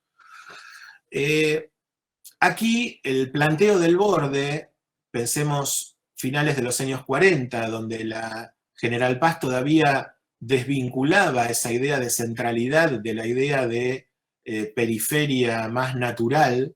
Hoy el continuo urbano claramente ha superado este borde. Es un primer planteo de mixtura, ¿no? No es ni el tejido macizo, tradicional, concreto, que llega hasta él, ni es el verde o el parque al que aspira que está enfrente, sino que es un primer encuentro, casi como un enchufe, como una articulación entre parte de lo construido que asciende y parte de lo natural, entre comillas, en este caso artificiado, que desciende. El otro barrio, que es el barrio Saavedra, que es el que aparece aquí, que es este barrio de chalets, que no tiene nada que ver con el anterior, este es tejido moderno y este es tejido pintoresquista de Ciudad Jardín. Aquí la decisión de encuentro no se da con un enchufe, digamos, entre dos situaciones diversas en una articulación, sino que se da como una sucesión de estratos o de capas sucesivas que se van sucediendo en planta, ¿no? El tejido tradicional, que viene con una geometría cartesiana, regular, empieza a ser irregular, a tomar ciertas curvaturas orgánicas, focalizarse en un área más densa que constituye el centro, donde están las instituciones, la escuela, la iglesia, el cine, como parte del proyecto de centralidad. Pensemos también en esa época la importancia que tenía el cine en la cultura popular. Eso circunscribe un primer círculo de parque o de plaza directamente relacionada con ese tejido verde y esas instituciones, y luego se extiende en un parque que es el que tiene la función de extenderse y mitigar la presencia de la autopista, ¿no? Entonces, entre barrio y autopista hay una secuencia de situaciones que van construyendo esa diferencia, ¿no? El tejido empieza a ser tejido orgánico, ese tejido orgánico se densifica, esa densificación da un espacio público del barrio y luego aparece un espacio público como parque de todos ofrecido para acolchonar la presencia de la autopista. Arriba, dos situaciones más tradicionales: acompañar el flujo marcando su recorrido como lateralidad, como frente, o hacer un crescent, digamos, un patio interno como resguardo entre las edificaciones, el espacio público y el espacio metropolitano, ¿no? En pocas cuadras, 3 lecciones de cómo tratar un borde complejo. Esta es una imagen que también nos sirve de metáfora, ¿no? Las famosas metamorfosis de Escher, los grabados donde las formas empiezan en un extremo, se empiezan a apenas modificar, a transicionar, hasta transformarse en otra cosa, ¿no? Y en este grabado que precisamente se llama Día y Noche,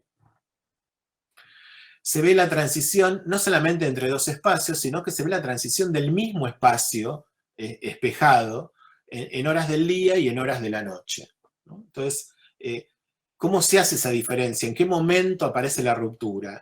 Bueno, la ruptura no es un instante, la ruptura es un ancho de banda, ¿no? Donde las parcelas rurales de repente se empiezan a modificar y tomar cierta consistencia zoomórfica, y entonces son aves, y son las aves que llevan de un lado a otro, y luego nuevamente el proyecto y la composición se equilibra, ¿no?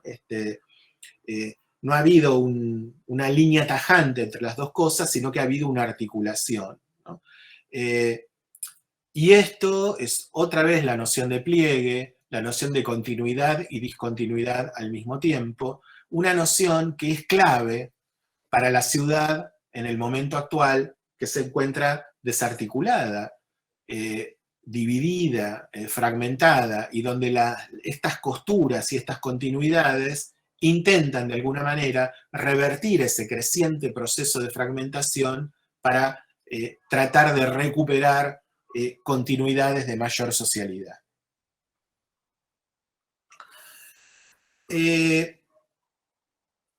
Algunas amigas en el pensamiento morfológico, como puede ser Viviana Colautti, del taller de morfología de Córdoba, de la Universidad Nacional de Córdoba, escribió hace algunos añitos el libro Forma Urbana, que forma parte de la bibliografía del taller, donde ella precisamente habla del borde como zona, no como línea que separa dos áreas, como mera barrera, ¿no? Y dice lo siguiente: es posible redefinir el concepto negativo de borde, barrera o de división como absoluto por otro que incluya las situaciones de filtro, de mixtura, un área permeable y no impermeable, una zona donde ocurren situaciones diversas y estratificadas, adaptables y flexibles frente a las pulsiones externas, una frontera dinámica y en proceso de transformación, inclusiva y no determinada. Y arma estos esquemitas que aparecen acá arriba, cómo la barrera puede transformarse en un filtro, cómo este filtro puede estar constituido por estratos, o cómo puede haber una estrategia también de superación de esa dualidad a partir de infiltraciones en intersticios a un lado y otro de lo que era una barrera. El concepto de pliegue también es trabajado por el grupo ACTAR, que es un grupo de investigadores proyectuales catalán, que desarrolló, entre parte de sus obras, el diccionario Metápolis, precisamente, de arquitectura avanzada. Cuando hablan de pliegue, esta es una definición de José Morales, dice: una de sus implicancias más sugerentes sería la imposibilidad de situarnos con fijeza y claridad en el espacio. La imposibilidad de situarnos fijos, ¿no? Estos lugares pasan del adentro al afuera, poniendo en crisis el concepto de recinto y, por supuesto, el de estancia. Acaba aludiendo a un concepto aún mayor, que es el que pone en crisis esta idea de proyecto como consecución de un espacio estático y fijo. La idea de composición, el proyecto tradicional, poner cada parte en su sitio, hace aquí aguas, al ser el resultado de una unión inverosímil de un programa planteado como mera estadística, reestructurado por un nuevo concepto de soporte. Estas trampas con el espacio, así definen los pliegues, proponen posibles maquinaciones con el proyecto, y esto ya por sí es importante. Pero quizá el mayor interés esté en el descubrimiento de un espacio de relación e intercambio a la altura de las nuevas organizaciones y prácticas sociales. Las nuevas organizaciones y prácticas sociales que requieren de espacios dinámicos y transformables no pueden ajustarse con fijeza en el espacio, requieren incidir sobre los procesos, y el pliegue es un concepto que apunta a definir procesos, ambigüedades, mixturas, transformaciones, y no claridad y fijeza. Yendo al concepto de pliegue en la filosofía, Gilles Deleuze, cuando discursea sobre el barroco, y como imagen del barroco, qué mejor que este éxtasis de Santa Teresa de Bernini, donde lo religioso y lo pagano se conjugan en estos pliegues de la materia, ¿no? Es Santa Teresa que recibe el amor de Dios, pero lo recibe con un gesto de amor humano, ¿no? Este éxtasis es un éxtasis de gozo pagano.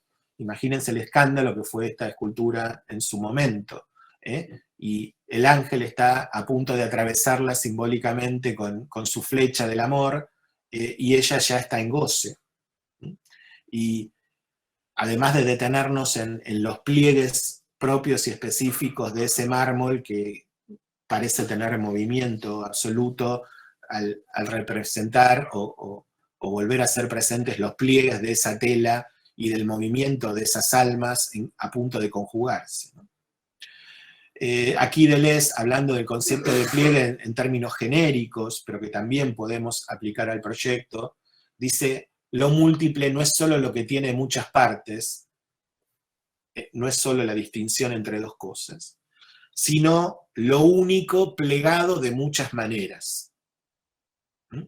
Aquí el concepto de unidad está admitiendo la diferencia. No es un concepto de unidad homogénea, es un concepto de unidad heterogénea. A cada capa le corresponde precisamente un laberinto. El laberinto del continuo de la materia y sus partes, el laberinto de la libertad en el alma y sus predicados. Cuando habla de sus predicados habla de las redacciones de esa materia en distintas formas, el accionar esa materia en distintas formas. Si Descartes, y alude con él al racionalismo, al pensamiento lineal, al pensamiento seguro y estático, no ha sabido resolverlos, es porque ha buscado el secreto del continuo en trayectos rectilíneos y el de la libertad en una rectitud del alma que para él obviamente no existe, ignorando tanto la inclinación del alma como la curvatura inherente a la materia, ¿no? Aquí habla en términos genéricos, donde la diferencia en este concepto de pliegue, insisto, no está dada por la diferenciación de dos absolutos, sino por la continuidad de la materia trabajada por lo humano. Arriba, 3 ejemplos internacionales. No hablo aquí de bondades y maldades de arquitectura, ¿no? Sino que pongo en manifiesto algunas traducciones más o menos directas de este concepto de pliegue a la formalidad incluso del pliegue, ¿no? La Ciudad de la Cultura de Compostela de Peter Eisenman, el Auditorio de Oporto de Culhas nuevamente, la terminal de Yokohama, que fue uno de los primeros proyectos internacionales que trabajó este concepto, de FOA, de Carlos Ferrater. Por debajo, 3 ejemplos latinoamericanos, el Museo del Chocolate de Roskin en México, con sus plegados de recorrido interno material, la casa de nuestro amigo Javier Corbalán en Talca, en Chile, donde el pliegue de los materiales, indiferencia envolvente de cubierta de particiones internas, de territorio, o el parque conmemorativo de la Batalla de Puebla, de TEN Arquitectos, donde las topografías de ese suelo seco puesto sobre el verde albergan en sus inflexiones el programa de servicios que el parque necesita. Algunas aplicaciones históricas del taller respecto de este concepto. Vamos a seleccionar algunos ejemplos para mostrarles que tienen que ver con sectores cercanos o directamente implicados en el área de actuación sobre la cual están hasta ahora analizando y a partir de hoy proyectando ustedes. En este caso es un ejemplo de los primeros años del taller de proyecto urbano, del primer año del taller de proyecto urbano, donde la resolución de encuentro entre el tejido, entre la extensión del tejido y el parque inundable del Matanza, se resuelve un poco por esta primera acepción de enchufe que veíamos recién en el barrio textil, ¿no? La proposición de un tejido que tiene componentes casi por partes iguales de construido y naturaleza, la generación también de una línea como vialidad de borde y la aparición de un parque que también tiene distintas situaciones entre el agua y lo verde, ¿no? Dando cuenta de esas cotas de inundación, no poniendo una infraestructura que lo regule, sino aceptando a la naturaleza y al agua como parte del proyecto y proponiendo un parque que tendrá distintos usos según sean los distintos niveles que el agua vaya ocupando en su devenir, ¿no? Insisto, aquí ya no hay dos situaciones estáticas, tejido y agua, que se encuentran, sino una serie de mediaciones, de pliegues de la espacialidad urbana que van resolviendo esto. Las infiltraciones de las cuales hablaba Viviana Colautti recién cuando la citábamos, ¿no? Bueno, tejido de un lado, naturaleza del otro, infiltraciones entre tejido y naturaleza con un tejido verde que ordena actividades piletas de regulación, áreas de descontaminación y al mismo tiempo producción en programa para volver este lugar un sitio productivo y sustentable, ¿no? Y la proposición de algunas imágenes en collage superponiendo proyectos existentes o preexistentes de otros autores. Aquí lo que importa no es la originalidad, sino básicamente la comunicación de las ideas, ¿no? Que el tejido denso, la producción, el parque, la inundabilidad pueden convivir en un espacio. Un desarrollo muy teórico, muy interesante, que fue ya no construir una sucesión de capas de transición entre el tejido autoconstruido y el valle inundable en este barrio popular, sino directamente la intermediación de un tejido nuevo que tiene partes productivas, partes de habitación, partes de piletas de inundación en este enchufe, pero además en la resolución arquitectónica de cada una de las piezas de este tejido aparece la tradición del pilotis, digamos, o del palafito, del tigre, en términos vernaculares, que hace que este tejido pueda convivir con la inundación, que el agua pueda pasar por debajo, ¿no? Y que a la fragmentación en componentes de este tejido duro para transformarse en naturaleza también sea correspondida con una fragmentación de componentes de la propia arquitectura que lo materializa.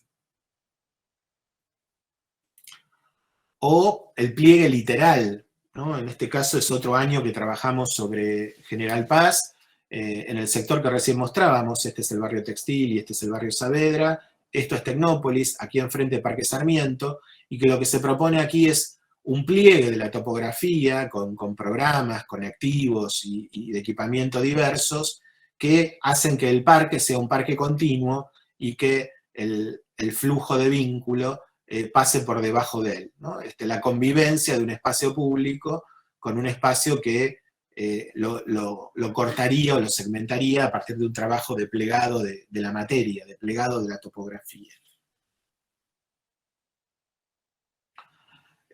Otras disyunciones entre arquitectura y agua, entre ciudad y agua, estos son algunos collages de los workshops intensivos que hacíamos en una época con la Escuela de Arquitectura de Versalles, coordinados por el doctor arquitecto Arnoldo Ripkin, donde había una serie de arquitecturas preimaginadas en cada uno de los cursos, en Versalles y Buenos Aires, que luego eran puestas como arquitecturas transicionales, como equipamientos, que definían esta condición anfibia de nuestra costa baja, de cómo continuaría un tejido sobre la ribera y cómo continuaría la ribera sobre el tejido.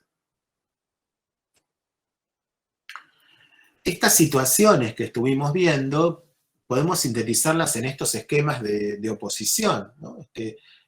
Cómo resolver la diferencia entre dos, cómo resolver el intra-dos. Bueno, generando un límite, generando costuras parciales, colocando un tercer elemento de articulación que reequilibre con su presencia la disputa previa, haciendo infiltraciones mutuas, descomponiendo esa línea en concavidades y convexidades para que empiece a aparecer la relación, o directamente disolviendo la diferencia con la homogeneidad absoluta, ¿no? Bueno, el primero y el último son como ideales extremos. Las estrategias de articulación que proponemos andan más por estos esquemas intermedios. Vamos ahora sí, para terminar, al sitio concreto en el cual ustedes están trabajando, para aportar algunas ideas que, aclaro, no son las únicas posibles, no son la receta de solución de la humanidad, ni mucho menos, pero es un piso de pensamiento que podemos compartir, sobre el cual empezar a salir de la lectura y entrar en el proyecto, ¿no? Metiéndonos en estas condicionantes y posibilidades que el sitio propone. En el centro de esta imagen de foto aérea de Google Earth se reconoce el sitio de análisis, y este sitio de análisis puede ser sintetizado en una estructura. Este dibujo es muy burdo, es muy básico, tiene los elementos esenciales solamente, pero hecho con los elementos del PowerPoint sobre la foto aérea anterior.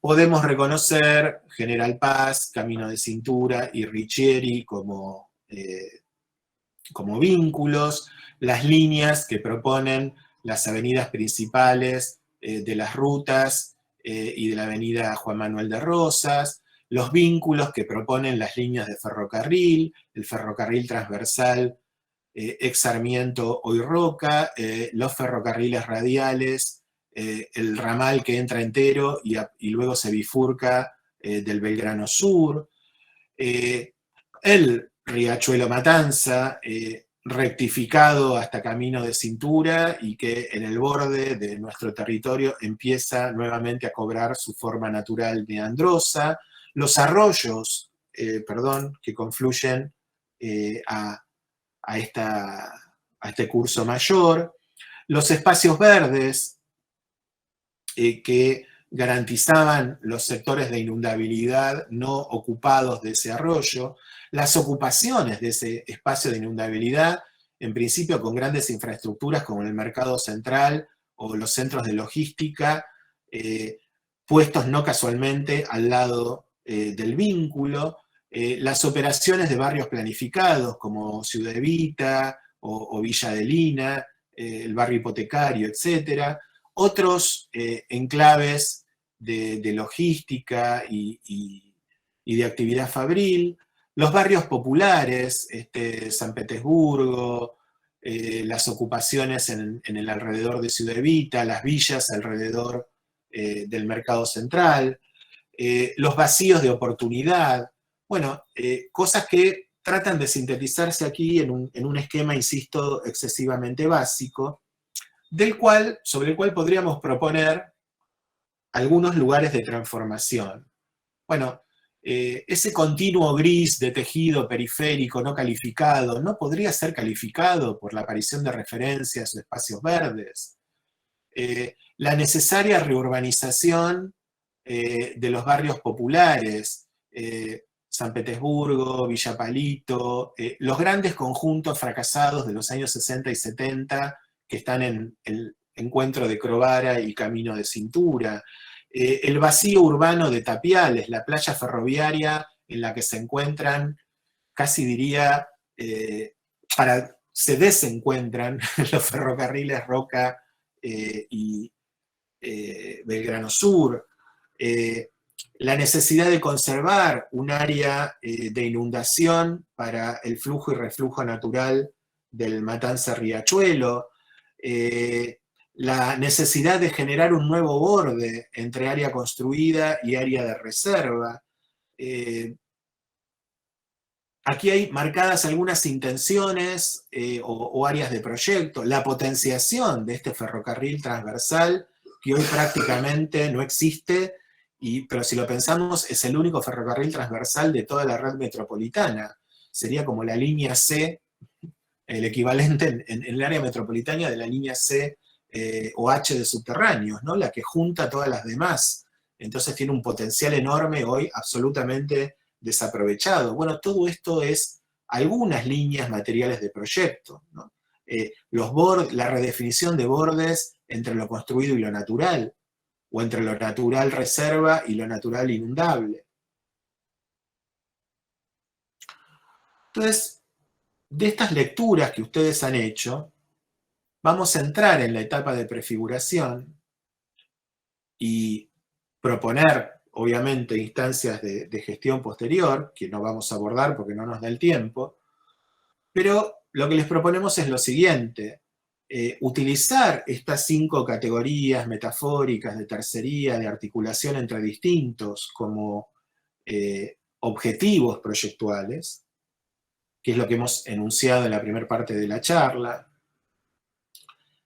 traducirlos en algunos materiales de proyecto, esto es, buscar, junto con sus docentes en cada equipo, antecedentes de proyecto que refieran a estos problemas que hemos renunciado o enunciado en abstracto como categorías, pero que hemos traducido en problemas concretos, identificado en el territorio de análisis.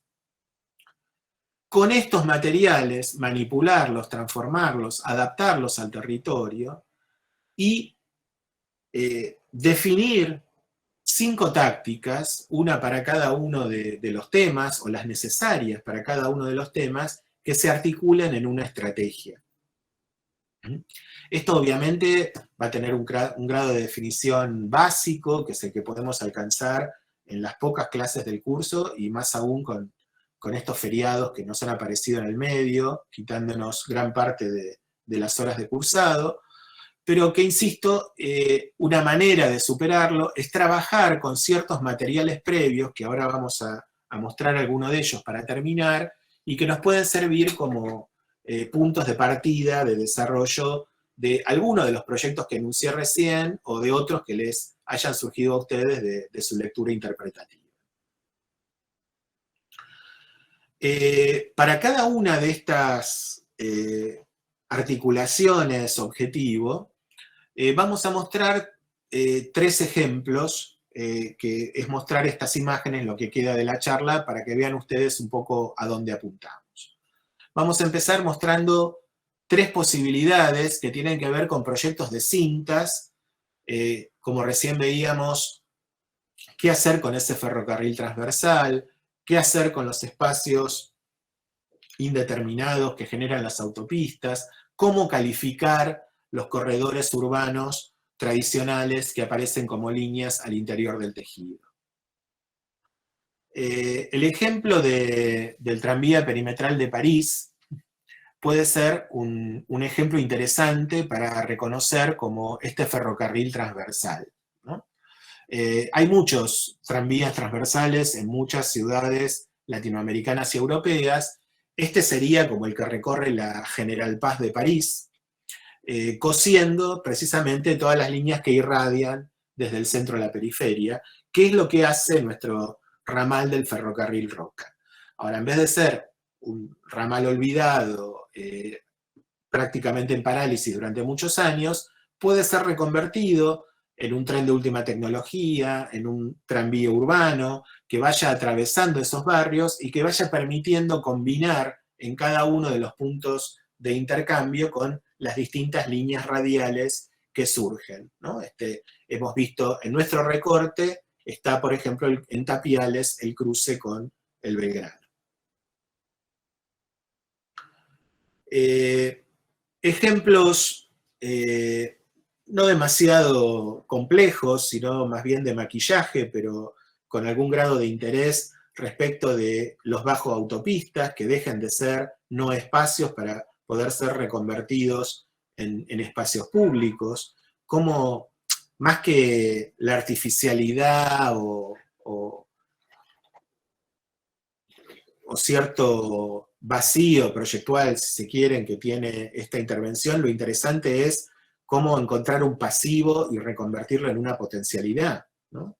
Cómo agarrar el lugar más desgraciado y transformarlo en un lugar posible.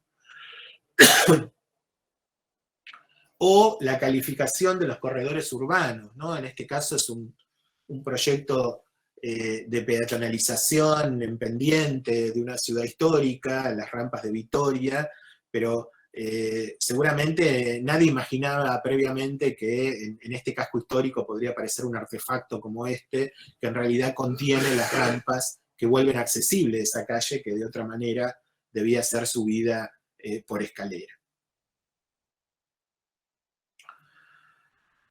Los ejemplos de teselado que requiere nuestro recorte, el armado de nuevos frentes urbanos, como los que veíamos recién en los ejercicios de taller entre tejido y naturaleza, la aparición de posibles tejidos anfibios que se monten incluso sobre el agua, las rehabilitaciones de los conjuntos degradados.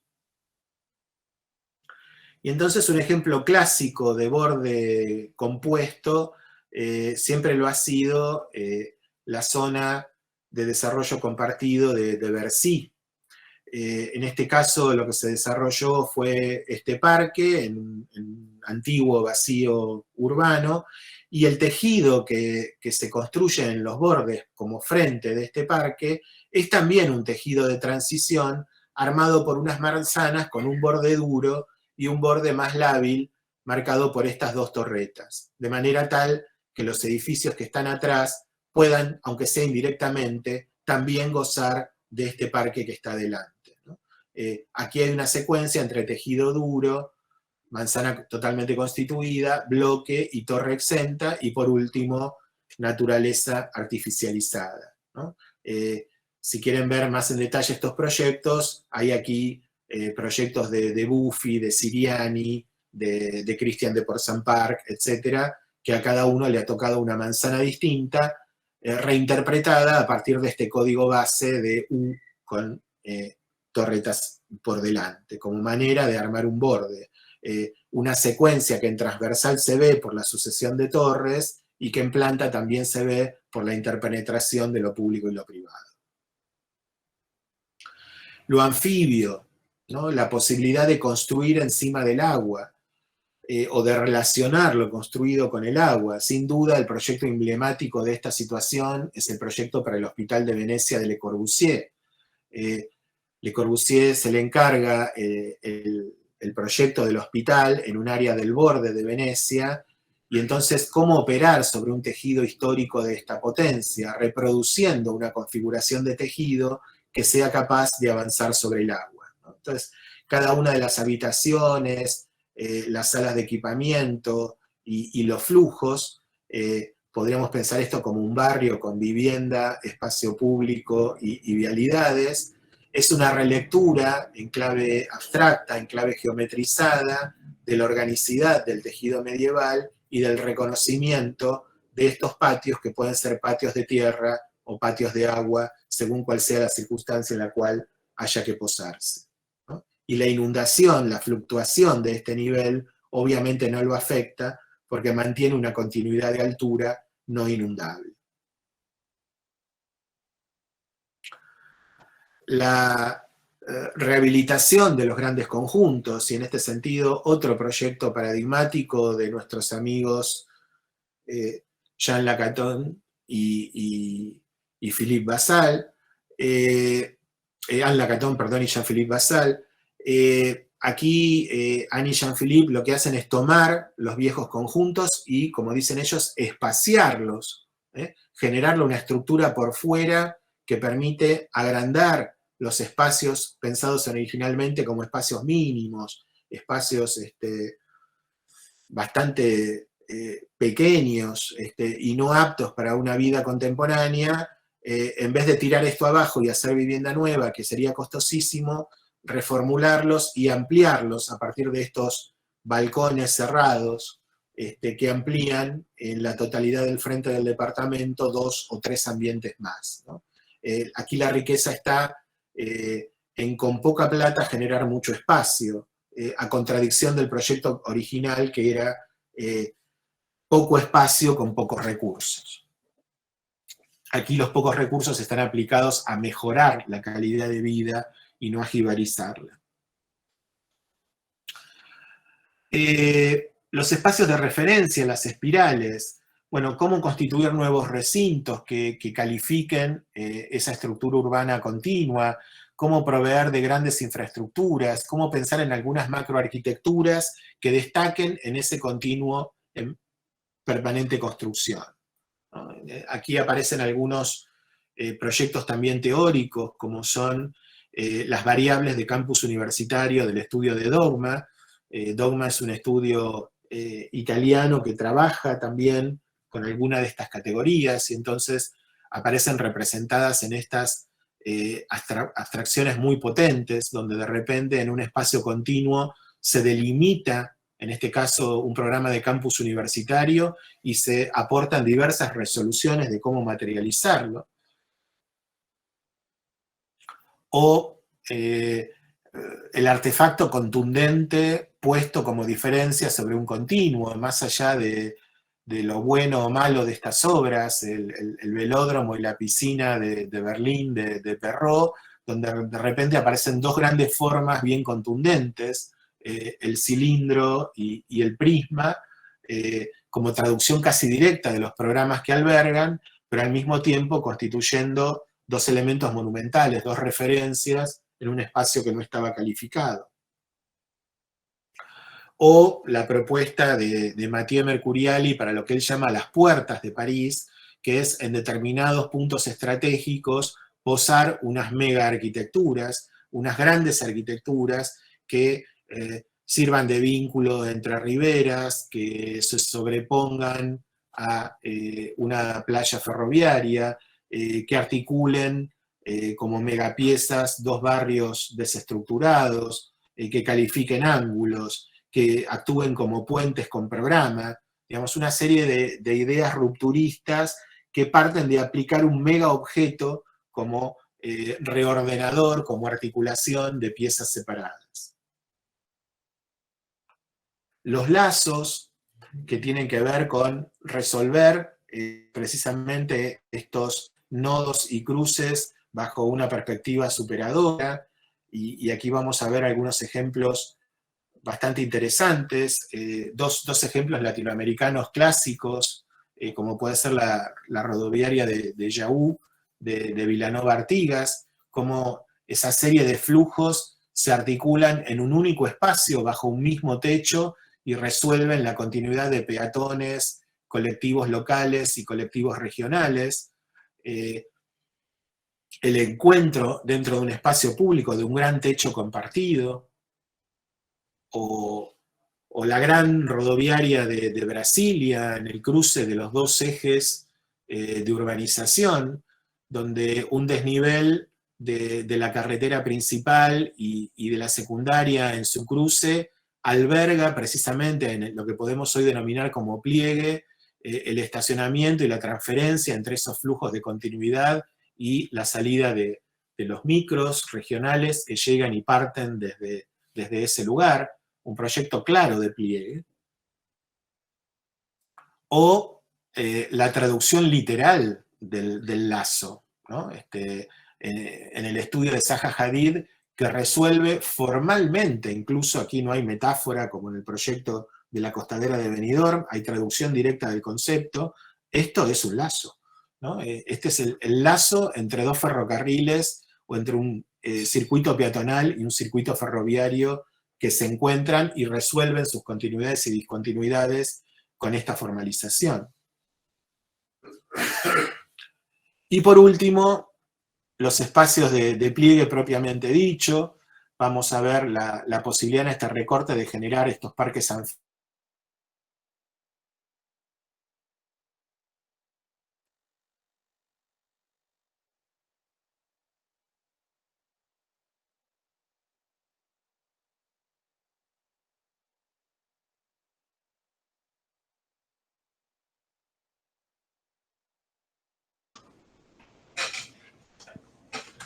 Buenas, se colgó el profe, ¿no? Creo que Sí. se quedó sin conexión. A ver, banquemos ahí 2 minutos y les decimos a ver qué pasó. Dale.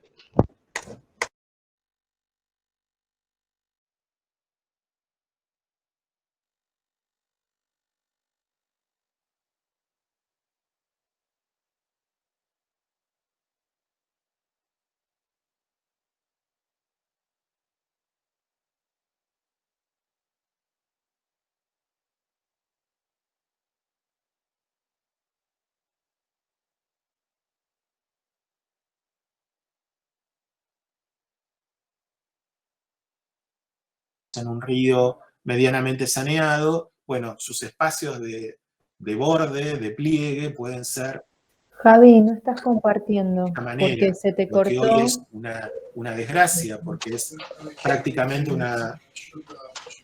Oh, Se te me fui de cortó largo. y ahora no estás compartiendo.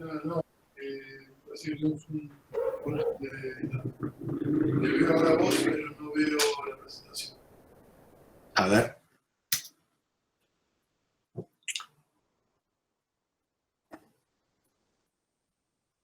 Faltan dos imágenes, quédense tranquilos. Intento compartir de vuelta.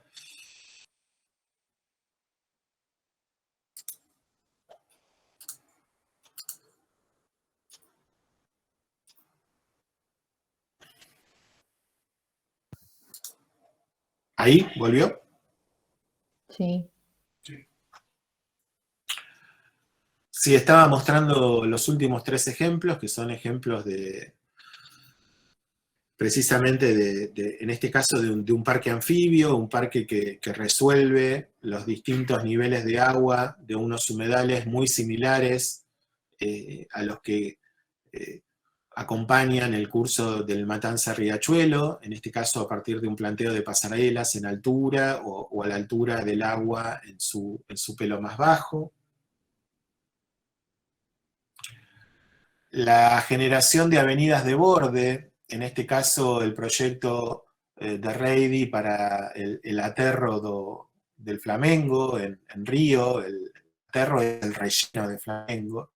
Toda esta es un área rellenada artificialmente que en sus desniveles va teniendo continuidades peatonales y continuidades vehiculares en capas o estratos entre el borde del tejido edificado de Río y el borde de la laguna de Flamengo, y dentro de este parque también aparecen edificios de calificación y de referencia.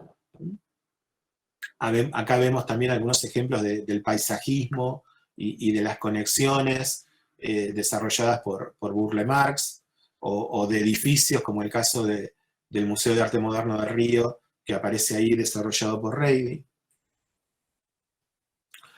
O también un ejemplo local, en este caso la costanera del Paraná, de Rubén Cabrera, que es básicamente un espacio plegado en corte, que define niveles superiores o niveles inferiores de utilización, recorridos en altura y recorridos a pie del pelo de agua cuando el Paraná baja, que permiten pescar o actividades recreativas en distintos niveles según sea el nivel que ocupe el agua. Aquí no es una costanera pensada como límite, como separación entre agua y parque, sino que es una costanera pensada como una serie de elementos ondulantes que van tomando en el recorrido, tanto transversal como longitudinal, distintos niveles de apreciación del paisaje o de utilización del paisaje fluctuante. Bien, para terminar, ahora sí, el deber que tenemos por delante es apropiarnos de estas 5 nuevas categorías como metáforas, como proyectuales, como objetivos estratégicos del proyectar para cada una de las contexturas, traducirlas en ejemplos que nos parezcan pertinentes y saber dónde ubicarlas en cada uno de los territorios que hemos analizado, y con esas 5 tácticas distintas tratar de componer una estrategia genérica para ese territorio, o tomar una decisión genérica sobre ese territorio, pensándolo en sentido inverso, que se desglose en esas 5 estrategias proyectuales, que es lo que van a ir desarrollando. Seguramente ese desarrollo requerirá en algún momento de volver a la etapa de lectura para juntar unos datos que no llegué a juntar, o para focalizarme en los datos del lugar preciso donde voy a intervenir. Lo que queda por delante es un ida y vuelta entre esta lectura y esta proyectación hasta dar con la estrategia definitiva. Yo los dejo acá. Si quieren hacemos, no sé cuántos minutos les parece de intervalo. Son menos 20, si quieren, no sé, a las 10 les parece volver y tener una última